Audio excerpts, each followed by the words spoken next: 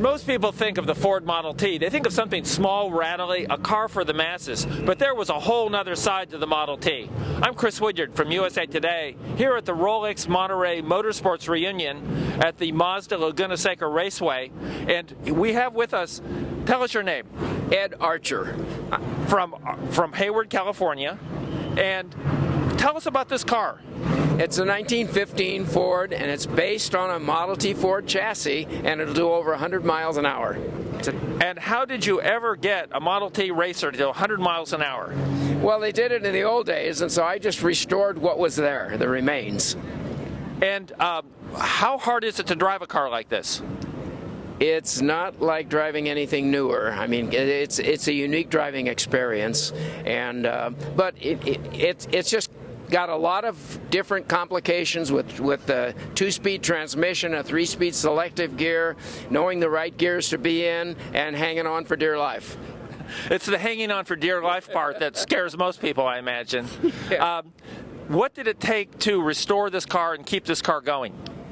Well, it took a strong backbone, because restoring a car like this, automatically anybody you talk to, they start suggesting newer parts, because the original parts are hard to find. And so you really have to have a strong backbone and be determined that you want it period correct, and searching out the correct stuff and keeping it within that period is a real challenge. Ed, is it difficult to drive?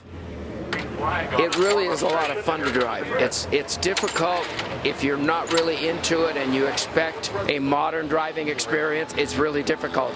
But once you get into it and really learn a little bit about it, it's loads of fun.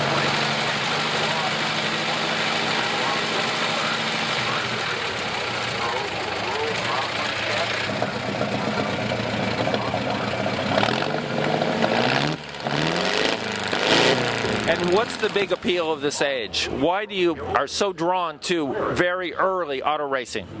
I wish I knew the answer to that. It's like a lot of people would say, what got me into this hobby? I don't know. At age 8, I wanted, this was back in 1948, so that tells you my age. My great aunt died and she had a Model T. I wanted that car. In 1948, nobody wanted a Model T. You could buy them for $10 if you found them. And so, for some reason, I just had an attraction for that era. Like, from the turn of the century up to 1927, it just fascinates me. And he's still driving, and he's still making a mark here at Laguna Seca. For USA Today, I'm Chris Woodyard. From Boulder, Colorado, a 66 Rolla T70.